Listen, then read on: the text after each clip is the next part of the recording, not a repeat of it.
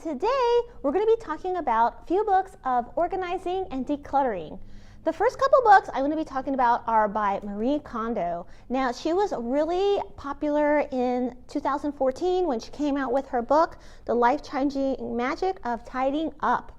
This one is by 10 Speed Press. It's a 2014 copyright, and it has lots of good information on how to declutter in your life and how to be organizing and cleaning, and spring is coming up, so this would be a perfect topic. She did come out with another book after that in 2020 called The Joy at Work. This one I highly recommend. It talks about finding joy at work, also decluttering, but at your work site or where you go every day in the office, and how that can help you be more productive. And then, of course, I have a Martha Stewart book here. We could not leave Martha Stewart out. She was one of the first organizers out there. And even though I know she does a lot of recipes, this book is about organizing. It's called Martha Stewart's Organizing, the Manual for Bringing Order to Your Life, Home, and Routine. And I like this one because unlike Marie Kondo, this one has a lot of big pictures. It goes over how to iron, how to clean your grill, how to use natural products to clean your kitchen, all that stuff in this book. So I really like it. And the last one is actually a kid's book. I just wanted to bring this one out. It's called Kiki and Jack. It's also by Marie Kondo. And this one is by Bisco. And this one is a book that teaches kids how to organize. So if you have like grandkids, nieces, nephews, little kids, this would be a great book to kind of show them how to start organizing in their room with their toys. This one is in Spanish, but we do have an English version as well. So I'm going to be talking about all these books. I'm also going to be doing a small demonstration at the end. So if you're interested in this topic, stick around. So for the Marie Kondo Life-Changing Magic of Tidying Up, I'm going to be reading a couple excerpts that I felt were really important to me and that stood out. This book is actually so small. It's such a cute book to read. It's really easy, and it's in sections, so you don't have to read it through. There's like a cluttering section, there's an organizing section, there's, the beginning section where she introduces herself, very interesting, and I know she has some shows on Netflix. So if you want to go on, if you have Netflix, this would be also something you could look up for further information. So the first one I'm going to read talks about when you're cherishing things. To truly cherish the things that are important to you, you must first discard those that have outlived their purpose. So a lot of times, what she's trying to say here is a lot of times people save mementos and books and pictures, and this is just Marie Kondo, her opinion. So, everybody has different opinions, but in her opinion, you only need to save what truly brings you joy. If it doesn't bring you joy and that time has passed, when it brought you joy, that was great, then that is the time to start discarding. She also mentions don't let the family see, because that's your personal journey about discarding things and letting go and starting new. Of course, if it's something, like momentous, like you're married and it's your wedding picture or something, of course. But if it's something that you had when you were little, this is what she's saying, and it just doesn't bring us much joy, that you should discard it. Another thing that she mentions is scatter storage spaces. I have only 2 rules, she says. Store all of the items of the same type in the same place, and don't scatter storage spaces. So this is really important, because what she says is kind of like when you walk in a room from outside, from your office, from shopping, from a vacation, always put your keys in the key spot. Always put your shoes in the shoe spot. Don't change the spots that they belong. They should all have their own spot. And that's what she's saying, that the clothes, the items. So the next book I want to talk about is called The Joy at Work by Marie Kondo. This one is very informational if you are in a work setting. I got a lot out of this. It also talks about decluttering and organizing your workspace, and also cleaning up conflict, cleaning up personal conflict, which I took really to heart. So this is a quote from her book by Little Brown Spark. If a team has too much conflict due to personality differences or political posturing, it can do real harm to both the team as a whole and individual members. Nobody wants to be target or even a spectator to a lot of fighting and personal attacks. Talk about a joyless environment. Steer clear of getting drawn into other people's drama. Avoid gossiping and speaking negatively about others. So that was just a little couple sentences of what she says, but she has a lot of good advice in this book. Once again, it's called Joy at Work by Marie Kondo. And finally, we have the book by Martha Stewart called Martha Stewart Organizing. I really enjoyed this book. This book had a lot of information, different from Marie Kondo. Organizing your kitchen, organizing your laundry. It even has a little month-to-month schedule planner, like in January, what do? You put the Christmas tree away, you put the gift wrap away. And then in March, spring cleaning, start, putting away your comforters and different things like that. It was really, really great. That's in the back of the book. There is also some cooking, of course, with Martha Stewart. She couldn't leave her cooking out, so there's some cooking in here. And just lots of different things. This was by Halton Mifflin, and I believe it's a 2020. Now, I'm going to go over some of the parts that I was really interested in.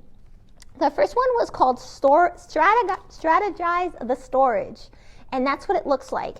And right here, if you can see, I could insert a picture here. It just has like 1, 2, 3, 4. Put your brushes on top, put your makeup in the middle, and that was kind of interesting because people, especially girls, have a lot of storage needs. The other one was DIY Cleansing. This was really good too because it has a lot of the natural cleansers. Your baking soda, lemon, and what to use and how to clean your home using those ingredients. And then finally, the biggest tackle of all is doing your laundry. Laundry day. So she gives a lot of how to do your laundry the best way and how to make it real simple, how to sort, how to prep, so that your laundry day is not so overwhelming and your white shirts aren't coming out pink and your pink shirts aren't coming out with bleach stains and all that stuff. So the Martha Stewart Organizing book is really informational. I'm going to insert some pictures here of other parts of her book. So if you're interested, these books are actually available at the library. We are open now. The libraries in Riverside, City of Riverside, are open Tuesday through Saturday, and you could call us and put these books on hold and take them home and read them. So we're so excited to be offering that service to you again. So we hope that you come down and get some of these books. And then the final book, of course, is the kids' book. The kids' book was great. This one's a Spanish version, but it has like really good pictures, and it talks about organizing, and it talks about how to, make friends, and it's really sweet. This one is by Marie Kondo. Now, for the second part of the presentation of this video, I'm going to be doing a Marie Kondo method organization video, and I'm going to be folding clothes and demonstrating how Marie Kondo actually works in real life. So if you're interested in that, stick around.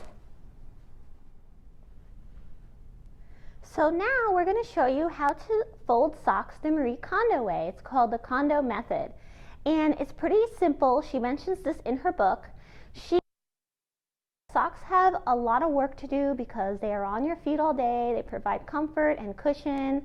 And she wants to make sure we're taking care of our socks so our socks can take care of us after we've washed them and we stored them away. So the first thing she says is to divide them up in fourths. So 1, 2, 3. So you fold it like that and then like that.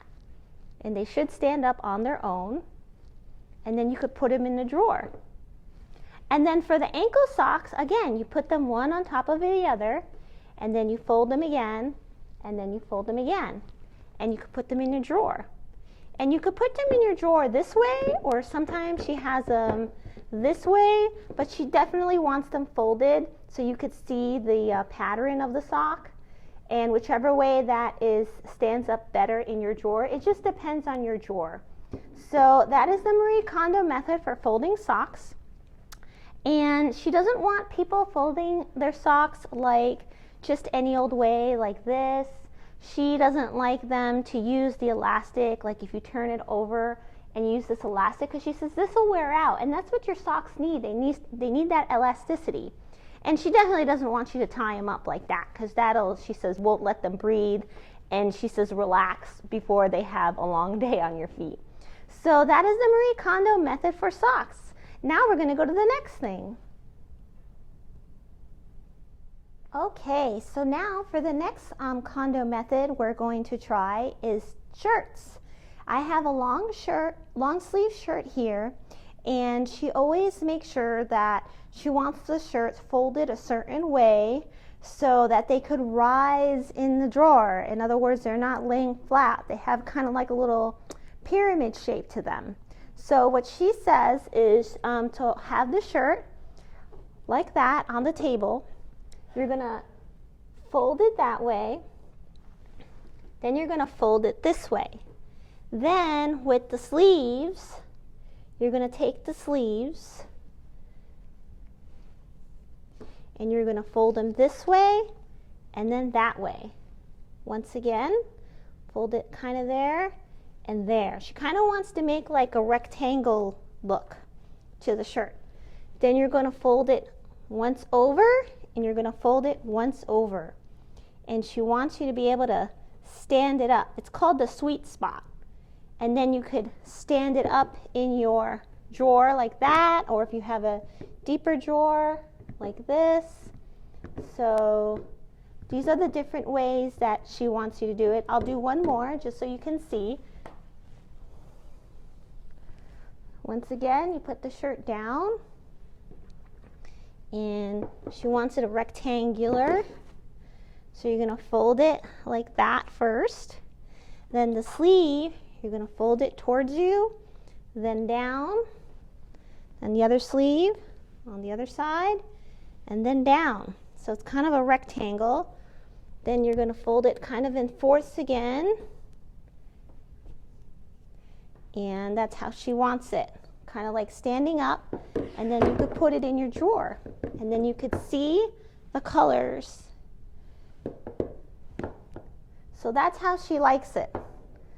And she says the clothes will be happy that way, and they could rise to the occasion when you need to grab one for the day. She does not want you to go like this, and she does not want you to go like that. She says clothes are very sad when they do that. So once again, she wants them folded, nice and neat in the drawer like this. And that way when you open your drawer, you can just kind of finger through them. And that is the Marie Kondo method for shirts.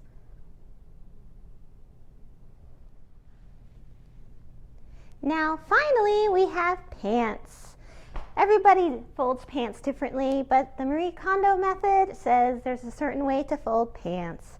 So here we go. So these are a pair of jeans, and what she wants you to do first is she wants you to fold the jeans in half. Make sure they're laying flat. And then after you fold the jeans in half, she wants you to fold the legs over to the middle. And then she wants you to fold this part right underneath the waistband. She doesn't want you to go quite on the waistband. And then she wants you to fold one more time. So let's try that again.